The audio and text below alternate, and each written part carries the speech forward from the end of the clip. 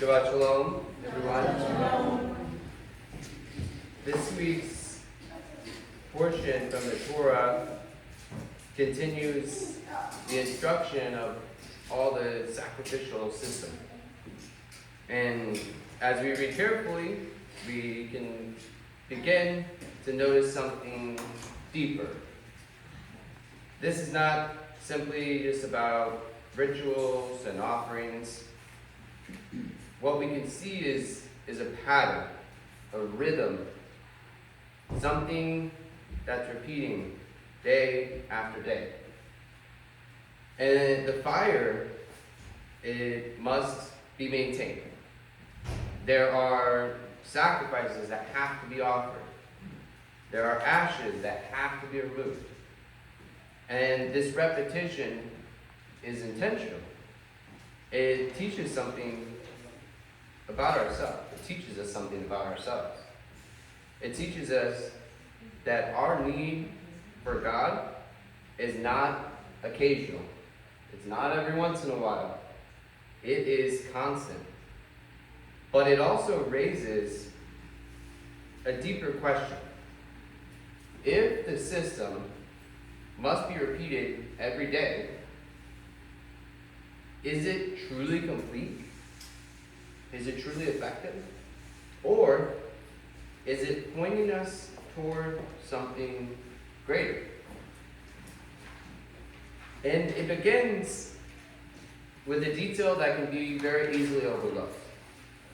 Each morning, the priest goes and he removes the ashes from the altar, carries them outside camp to a clean place. These ashes are what remain of yesterday's sacrifices. Yesterday's offering was still real. It was accepted, but it's not enough for that day, for today. This act teaches us that our relationship with God requires continual renewal, continual action. We can't live today on yesterday's obedience. We can't rely on yesterday's repentance, on last week's prayer, on last week's Torah service. There has to be a daily returning, daily action. And there was a moment recently that really exposed this in me. I've been, what I felt like is in a pretty good rhythm, spiritually.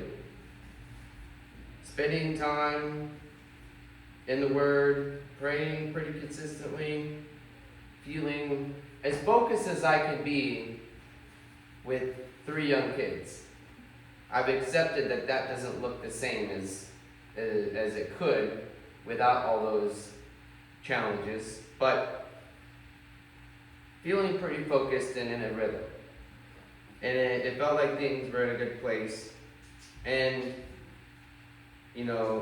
I thought I was doing pretty well with it.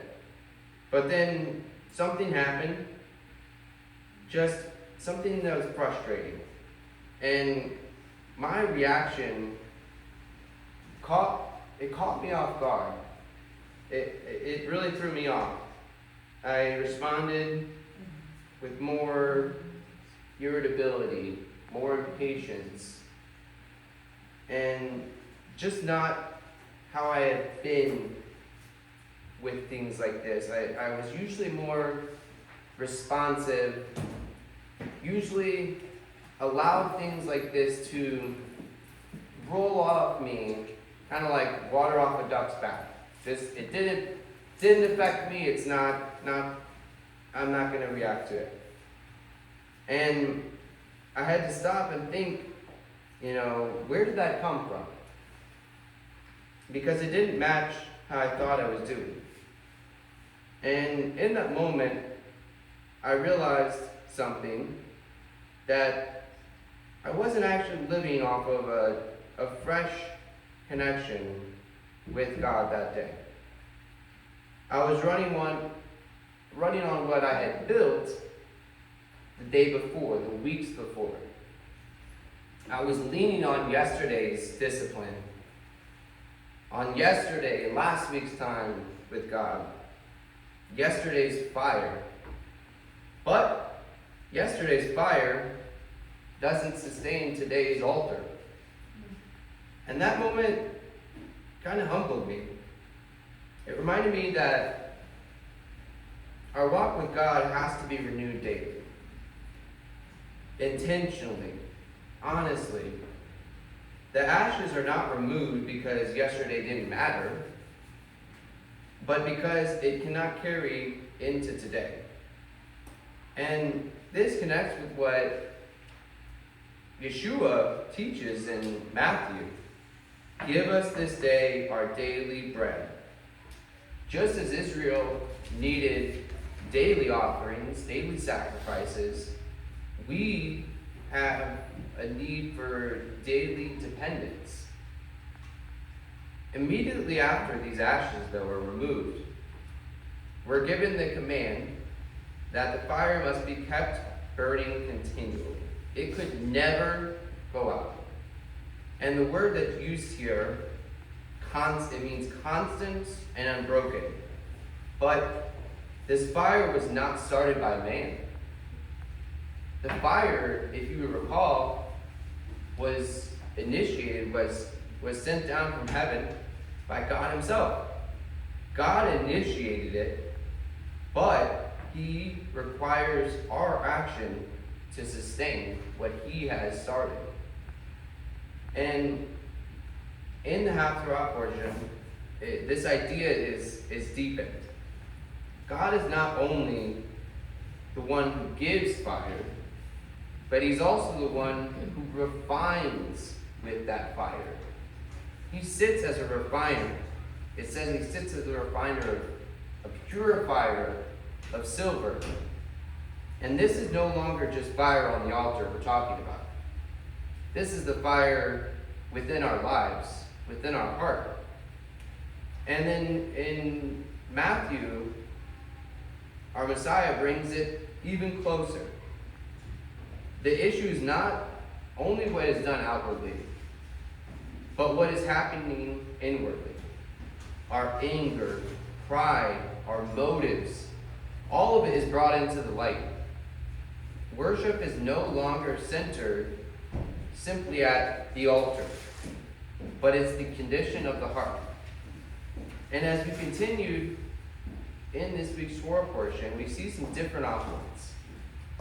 Each one is meant to restore something different. Each one has a specific purpose, but they're repeated again and again and again, day after day. And as I mentioned when we started, this repetition shows us something important. The system worked, but it is not complete. It addressed the sin, but it didn't remove the condition of sin. And in Matthew, Yeshua speaks directly into this when he teaches about giving, prayer, fasting, these acts of worship, that these acts still matter. But he shifts the focus a little bit. It is not just what you do, but it's about why you do it. And it's possible to do the right things outwardly and still be somewhat changed inwardly. You can quack like a duck. You can say the right things. You can check off the boxes to look like you're doing the right thing. But even if the heart is not addressed, there's a deeper issue. Because the issue is not only the person bringing the offering, it's also the system through which the offering is brought. And that brings us to the concept of the priest that we read. The priest stands between God and the people, right? Representing them as the mediator. But he's human. He has to atone for himself. He's a sinner still. he has to repeat the same process. And eventually, he dies, and another takes his place. So the system continues, but the mediator changes. And Malachi, the prophet, tells us that even the priesthood needed purification. It was imperfect. If both the people and the priest need cleansing, then something greater had to be required. And this is where our Messiah changes everything. He's not just another priest. He is the ultimate fulfillment of the rule. He does not need to atone for himself. His priesthood does not end. It is eternal. And what the system could only do temporarily under their system, he accomplishes fully. And before we move any further, it's important to mention something unique about these Torah portions, these Shabbat services leading up to Passover. In addition to the regular Torah portions that we read, there's the 4 special Sabbaths, and one of them is the Shabbat Parasha. And on this Shabbat, there's an additional reading from the Torah, from Numbers chapter 19, which speaks about the red heifer. And this is not a part of this week's Torah portion, but it is traditionally read during this time of the year in preparation for Passover. And in the days of the temple, the ashes of the red heifer were used to purify those who had become ritually impure, and especially through contact with death, so that they could still participate in the Passover offering. And the passage itself that's in Numbers represents, or it presents, one of the most profound mysteries in Torah. The one who prepares the ashes from the red heifer becomes impure, yet the ashes that are used are the things that make the other pure. So it's a paradox. And it doesn't fit neatly into some normal logic. It is what the sages call choke, something that goes beyond human understanding. But even with that mystery, there's still a pattern. Impurity leads to purification. Something that appears to defile becomes the very means through which others are cleansed. And this begins to point us forward, because it prepares us for a greater reality, where one who is completely pure would take on impurity, not for himself, but so that others could be made clean, including us. So even though this is not directly related with today's Torah portion, I feel like it fits perfectly with the season we're entering. Just as those ashes are removed daily, and just as chametz is removed in preparation for Passover, the red heifer reminds us of the seriousness of impurity and the need for cleansing. But now, through Yeshua, the pattern is fulfilled differently than it was before. We're not cleansing ourselves in order to draw near. We have already been brought near through our Messiah. And because of that, the call to purity, it doesn't disappear, but it deepens. It is no longer about external preparation to approach God. It's about internal transformation as those who have already had the access to Him. God is not just preparing us to come near. Through Yeshua, He has already brought us near. And now, He's refining us as a people who live in His presence. There was also a season in our life where things felt especially heavy. And for us, a big part of that was when my wife and I found out about Elijah's autism, his diagnosis. There were a lot of meltdowns, a lot of unpredictable moments, and it was just exhausting. Not just physically, but emotionally and spiritually. It felt like we're constantly trying to adjust, constantly trying to understand. And at times it felt overwhelming, and it still can to this day. But it was especially difficult at that time. And in that season, my first response was not to see that as refinement. I did not look at it as a time of being refined and purified. It was a response of frustration, burnout. It was questioning why things had to feel so difficult. But over time, I began to notice something.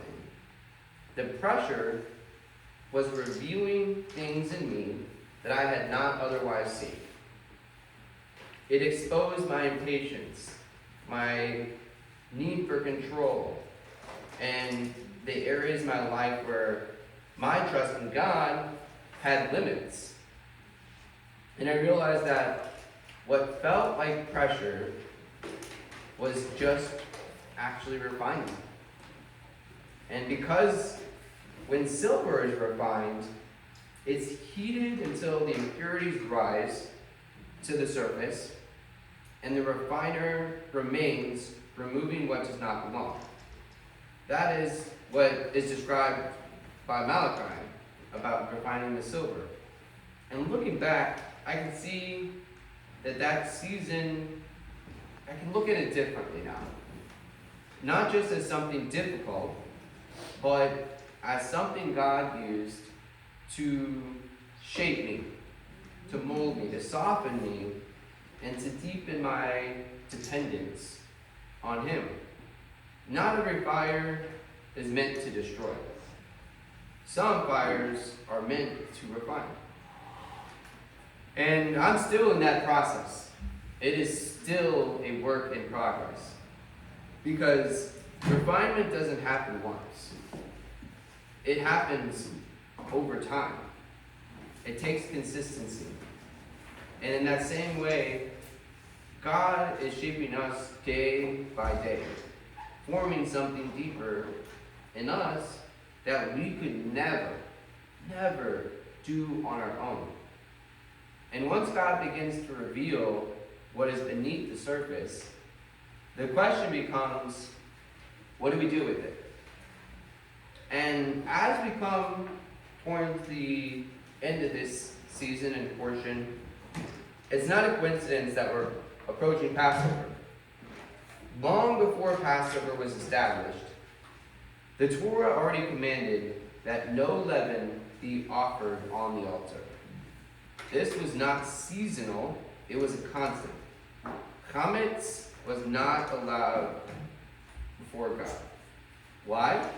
Because chametz represents something that grows, that expands. It's a change from its original state.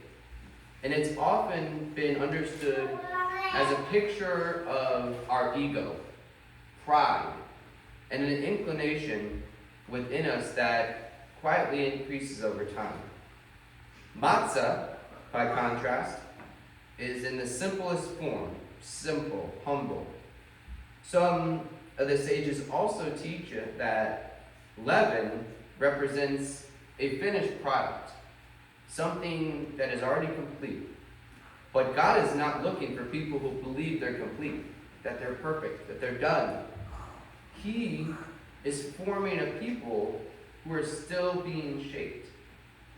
And that connects directly to everything that I've been talking about. Because when we come before our Creator, there is no place for pride. There is no place for self-sufficiency. Only humility belongs there. And when we arrive at Passover, this idea is even more expanded.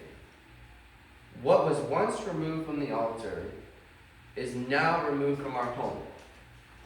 What was once removed from the sacrifice is now removed from our lives. We are commanded to search carefully and remove all the comments from our homes. And this is not only a physical thing, it becomes more spiritual, more personal, because comments represents the things in our lives that quietly grow. Our attitudes, our distractions, our habits, our pride. Things that seem small, but can expand over time. And just as the ashes had to be removed daily, comments, the pride, the issues, the habits, the bad habits, that has to be removed intentionally. And just as the refiner brings impurities to the surface, God reveals what doesn't belong so it can be removed. So as we prepare for Passover, the question is not only what's in our homes, it's what is in our hearts. What has been allowed to grow that should not be there? What needs to be searched for and removed? Because God is not only calling us to bring offerings, He's calling us to become a people who are being refined and purified and willing to become refined and purified. The willingness. And when we step back and look at everything we have seen in this Torah portion and in the Brit Hadashah, a pattern begins to emerge. The ashes are removed daily, right? The fire must be maintained continually. The sacrifices are offered over and over again. The priest stands in his place, but he's replaced. The system functions, but it's never fully finished. It is consistent, but it's incomplete. And this is exactly what helps us to understand Yeshua. Because He does not come to replace the system in the sense of removing it. He comes to bring it to its intended fulfillment. Where the ashes had to be removed every morning, Yeshua deals with the root of what produces the ashes in the first place. The issue is no longer just yesterday's offering, but the condition of the heart that continually needs renewal. So in Him, we're not just bandaging yesterday's remains. We are being made new. Where the fire had to be kept burning continually, Yeshua became the source of a different kind of fire. Not one that sits on an altar, but one that transforms from within. The call is no longer simply to maintain an external flame, but to be a people whose hearts are set on fire by the presence of God. Where sacrifices were offered daily again and again, never fully completing the work, Yeshua offered Himself once, not repeatedly, not temporarily, but completely. What was once covered is now dealt with at its source. Where the priest stood as a mediator, but was limited, human, and only temporary, Yeshua stands as a different kind of high priest. He doesn't need to atone for Himself. He does not need to be replaced. He does not step in and out of the role. His intercession is constant, and His priesthood does not end. And even the mystery of that red heifer begins to make sense through our Messiah. The one who is pure takes on what is impure so that others can be made clean. what was once a paradox that made no sense becomes a clear picture. So what we are seeing in this Torah portion is not just instruction, it's preparation. It is God teaching his people through repetition, through a process, through pattern, so that when the fulfillment comes, we can recognize it. And Yeshua brings it all together.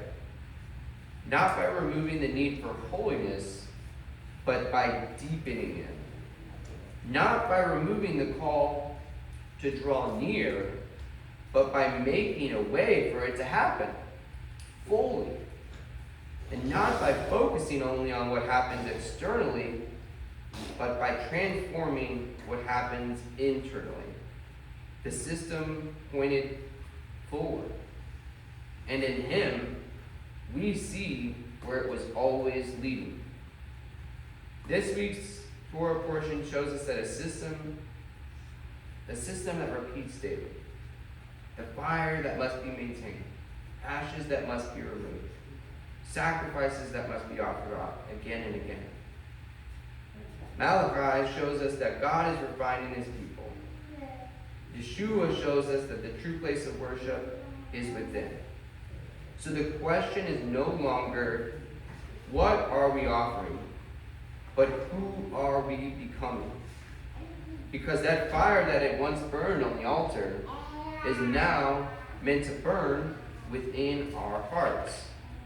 So, as we step into Passover next week, we don't not just remember what God did. We prepare ourselves for what he is doing. Removing what does not belong, allowing him to refine what remains, and becoming a people where his presence can dwell. Even when the process is slow, even when it's difficult, even when it feels unseen, when we feel unseen. God is working.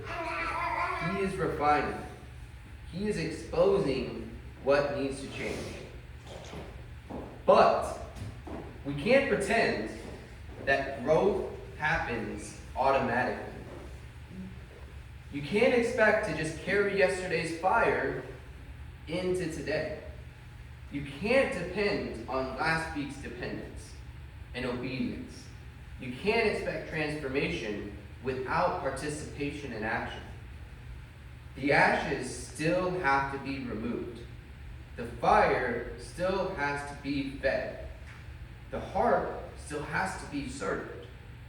Because what he is building in you will not happen by accident. It happens through intention. You know the saying, God can move mountains, right? But I believe he's calling us to at least pick up a shovel, right? To take action. So, Shabbat Shalom, everybody.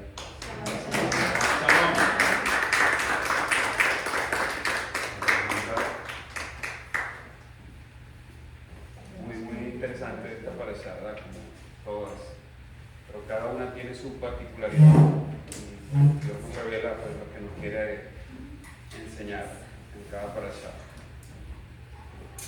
Tiene a siervos especiales, decimos como hermanos sabios, que tiene esa facilidad para dar una explicación. Baruch Hashem. Amados hermanos, vamos entonces en la oración por los enfermos y